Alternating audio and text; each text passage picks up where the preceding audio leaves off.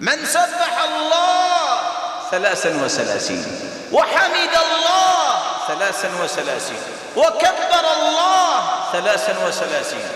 33 مرتبہ جو نماز پڑھنے کے بعد سبحان اللہ کہہ دے، 33 مرتبہ الحمدللہ کہہ دے، 33 مرتبہ ہی اللہ اکبر کہہ دے،